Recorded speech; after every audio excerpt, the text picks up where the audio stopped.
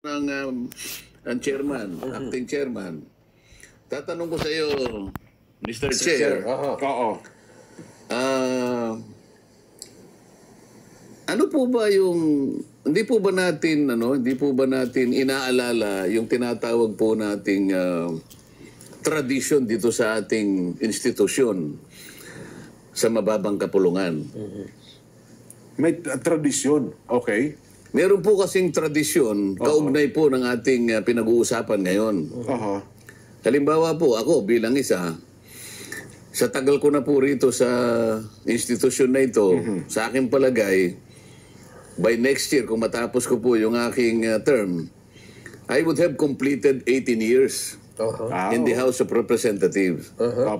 Meron po tayong tradisyon eh.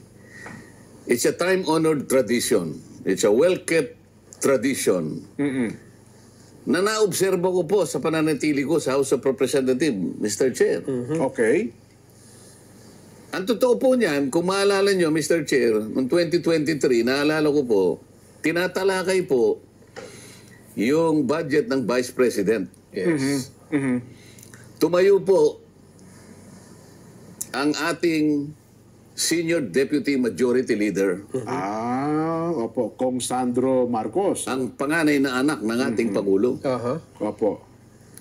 One of the most amiable members of the House of Representatives. Alam ko yan din. Opo. Kasi hindi pa siya congressman din. Nagsilbi siya sa opisina na noon ay majority leader na ngayon ay speaker, Martin Romualdez. Ganun po. Napakagalang na bata niyan din. So, matagal na pala sa Congress si Kong Sandro? Doon siya nag-training. Alam mo, yung kanyang bearing, yung bearing.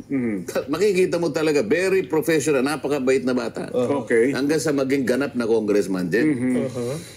Bakit ko nababanggit ito, Mr. Chair? Noong 2023, at bago pa pag-usapan yung confidential fund ng Vice President, tumayo siya. Sabi niya, Mr. Chair,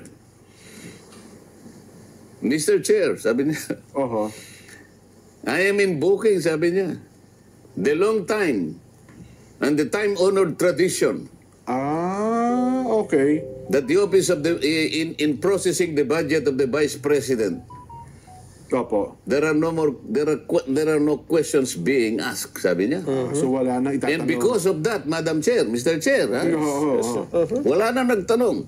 Wala na. In 10 to 15 minutes na approve po ang budget ng Vice President. Ito ang tanong, Mr. Chair.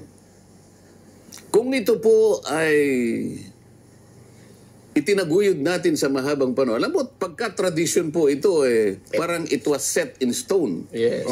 Hindi basta-basta nawawala ito Pinangangalagaan ito, nire-respeto ang isang well-kept tradition.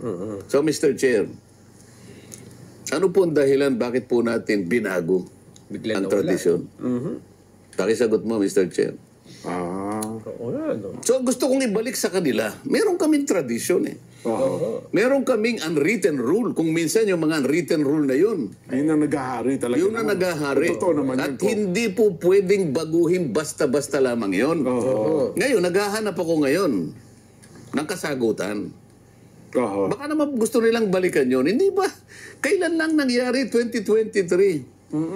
Because the son of the president, the senior assistant majority leader, deputy majority leader, ang nagsabi at nag-sponsor ng budget. Invoking the time-honored tradition kept by the House. In-approve kagad yung budget. So, ano ba nangyari? Bakit parang naiba ata, no? Mr. Chair, ano ba nangyari? Yun ang gusto ko sanang itanong.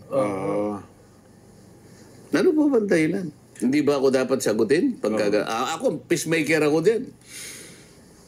Baka naman gusto niyong balikan po yun. Bigyan niyo po ako ng matibay na dahilan kung bakit kailangan natin baguhin yung tradisyon. Hindi po ba niyo naalala? Yung opisina ng Vice President is the second highest office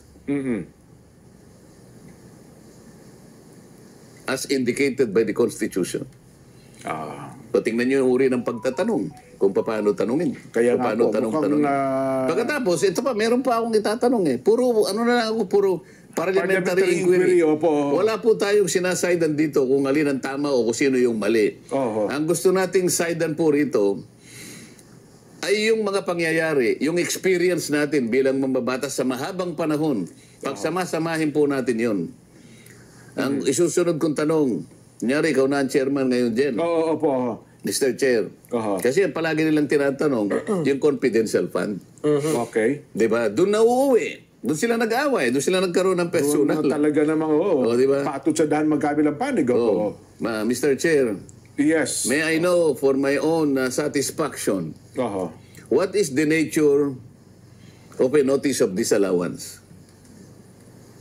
Kasi itong mga ito ay naging subject ng notice of disallowance. Ng COA, ng Commission Ng on Audit. COA. Yes po, oo. Kasi kapag ka yung isang paggamit ng budget sangayon sa patakaran o sa pamantayan ng Commission on Audit, Opo. eh merong nakitang sablay sa anumang kaparaanan, ipa-plug nila ngayon yon.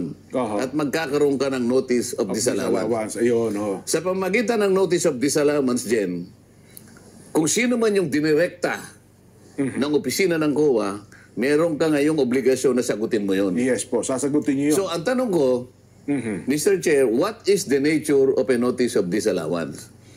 Oo nga, no. So, Anong isasagot sa akin? Kailangan sagutin ako. Ano yung nature? Ang nature niyan, Jen, oho. isa itong notice na ibinigay sa iyo para sa ganon, tingnan mo kung paano nagamit. Sa aming palagay, may sablay ka rito, kinakailangan May ipalawag pagkakamali mo. ka dyan, tama ho. So kaya merong disallowance, sa ngayon pa lang sabi namin, dinidisallow namin ito at kinakailangan ipaliwanag mo. Ipaliwanag mo, At kung bakit? kinakailangan, ibalik mo muna ito. Parang Opo. ganyan, ano? Pero, ang notice of disallowance is not a final judgment. Tama kayo. Ito ay contestable. Ito ay appealable. Hindi natin alam nasaan ba itong notice na to, saan pinagtatalunan, sa director's level? Okay. Kasi kung minsan regional level eh. Opo. Baka sa region, o kaya kung ito ay nandun na sa COA proper. National Office. Kumbaga yung NBank. Okay.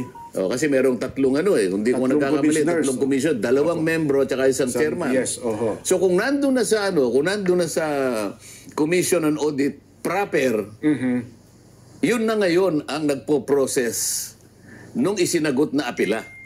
Yung unbank nang magpo-proseso Ngayon, pala. kung halimbawa wala na doon, anuman ang aksyon mula sa regional level o sa NBank, pupunta sa Korte Suprema din. Oho. So, ang Korte Suprema pa ang titingnan ng ganyan. Ngayon, kung yun ay nandun na sa mga opisina na yon, na sila naman ang tamang dapat nang magbigay ng hatol kung paano talaga ang paggamit at kung talagang ang paggamit may sablay o wala, ito ay didesisyonan Oho. Ng komisyon. ng either the commission Oho. o kaya kung umabot na sa Korte Suprema. Oho. Ngayon, bakit mo pa ako tinatanong? Yun nga. Nandun na yun eh. Kaya pala ang sagot ng Pangalawang Pangulo, ito ay bahagi ng sasagot namin. Kaya yun yung pala sagutin, para baka dumaprem, sapagkat bahagi pala yun ang sasagot nila sa kataas-taasang hukuman. Kaya nga yung tinatanong ko, what is the nature of a notice of disallowance? Oho. It being contestable, it being appealable, naka-appeal pa yan eh. Pinagtatalunan pa eh. Sinisiyasat pa yan sa mataas na uri ng pagsisiyasat, kaya nga umabot na sa mga nakakataas na opisina Oho. ng mga nakakaalam sa mga bagay na ito. So yun palang estado, no? Bakit ngayon pinipilit pa nating paanakin at dito pa nagko-concentrate ang mga tanong? Oho. Di ba? Anong mahihita natin ngayon? Sinagot na nga yan eh. Oho. Sa makatwid, meron ng opisina na talagang tumitingin dyan. Oho. Tayo ba titingnan pa rin natin? Oho. Yan ang pinanggalingan lahat. Kaya tayo bilang peacemaker dyan, dapat balikan natin sa ganun. Ayun. Mukhang wala kasi nagpalutang ng ganyang puntos kong. Mukhang doon sa pagdinig, ayun ko, may kanya-kanyang sariling interest doon sa mga paraan ng mga pagtatanong po na lumabas doon sa Kamara noong isang araw. Kung makikita mo yung concentration ng pagtatanong, nandun nga sa confidential fund. Yun. Wala na nga ang confidential fund din eh. An academic na ito, at sa pinag-uusapan na 2025, wala nang confidential or intelligence fund. Kung ipipilitin mo na ibalik doon sa punto na yon, ibang usapan na yon. Di ba? O bakit yun lang ang tinatanong? Hindi ba yung DILG, yung mga gobernador, yung mga mayor, may confidential fund din yan dyan eh. Ha? So dapat consistent. Kung gusto nyong tanungin lahat dyan, hindi siguro sa opisina ng Vice President. Para sa akin lang, kung mapagbalingan ng mga kasama natin, itong ina-analyze natin, sana balikan natin yung pangyayari. Di ba? Para sa ganon, makita natin kung alin ang mas tamang paraan. Ano ang tamang approach talaga? Ito pong opisina ng Vice President, nagkataon, sangayon sa ating saligang batas, na pinakamataas na batas ng ating bansa, siya po ang nag-occupy ng pangalawa sa pinakamataas na opisyal ng ating bansa. Meron ka sinasabi kanina, shouldn't she be accorded proper courtesy? Ayun.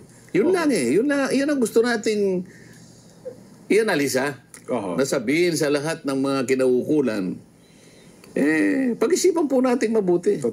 Parang ayaw ko lang, ipakitama niyo ako, Kong. Di ba usually dalawang tanggapan lagi yan na nagkakaroon ng courtesy approval. Ang tanggapan ng Pangulo at saka ang tanggapan ng pangalawang Pangulo. Di po ba? Tama ka dyan. Ayun. Tama ka. Dapat... Meron nga ano yan eh. Alam mo, sa Akwan, pag nasa presidensya, parang nasa plenary debates na. Office of the President, tsaka Vice President. Meron na mag-move. Hindi na nga. Mr. Speaker, I move to approve the budget of the Office of the President. Palakpakan. Yun na, tama. Kasi, kung titingnan mo kasi, ito yung pinakamataas at pangalawang pinakamataas na Pangulo na opisyal ng bansa. Yung karapat-dapat na paggalang at pagtitiwala na ibibigay mo sa kanila, dapat nandun eh. Dapat nakasangkot yung pagtitiwala na yun eh. Vice President. Pagtatatanungin mo tungkol sa confidential fund na wala na nga. Nandun na nga sa pangangalaga ng COA yan. Kung nasaan man yan, pinagtatalunan na yan, inaanalisa na yan. Ngayon, dito pa rin tayo. Ang pagsulong ng bansa, ang isipin mo,